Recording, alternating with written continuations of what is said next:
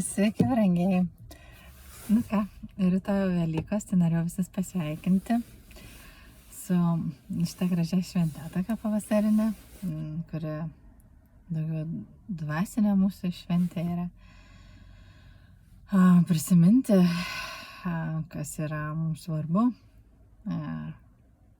kiekvienam pagal save, šeimos, Dievą. Ir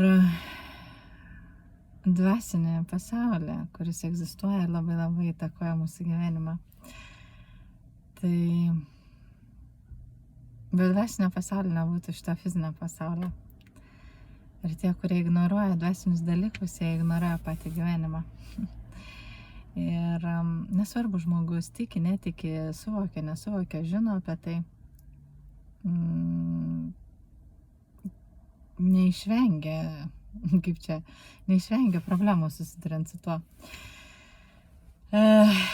Su tuo ignoravimu dvasinių dalykų, amžinų tiesų, dėl kurių apskritai visas šitas pasaulis egzistuoja. Ir žmogus, nesidomintis dvasiniais dalykais, nepraktikuojantis jokių praktikų, jisai praktiškai, toks, pusiau negyvas žmogus.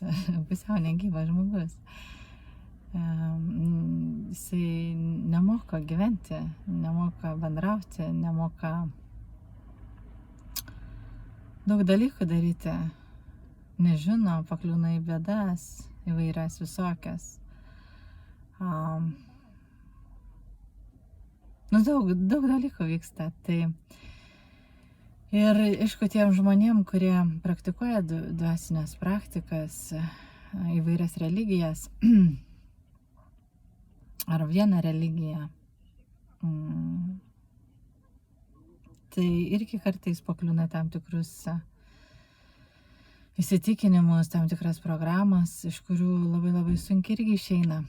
Tai tą gyvenimas priverčia išeiti visada. Tai man to ir patinka. To ir patinka dvasiniai dalykai.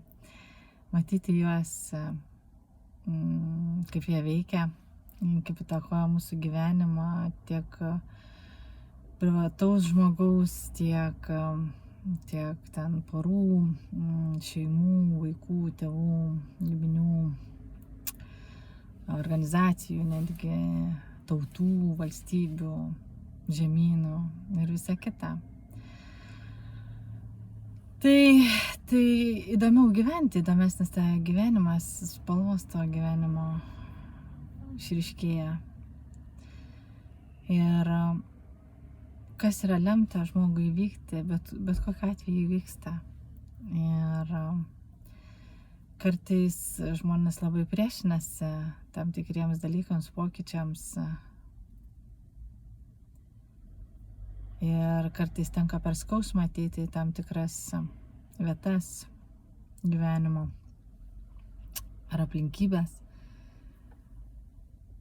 Aišku, būna žmonės ir pasirenka kitokius gyvenimus. Viskam yra laisva valia. Bet siela niekada nemeluoja, tuo labiau dvasia. Ir jeigu turi ryšį žmogus su savo siela, su dvasia, gyvena dvasinį pasaulį,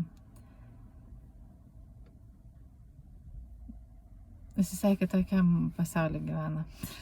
Visai kitokiam pasauliu. Labai gražiam, realiam pasauliu. Be iliuzijų, fantazijų, tokiam, kokius jisai yra, koks Dievas sukūrė jį. Tai gal to ir palinkėsiu visiems pažinti tą pasaulį.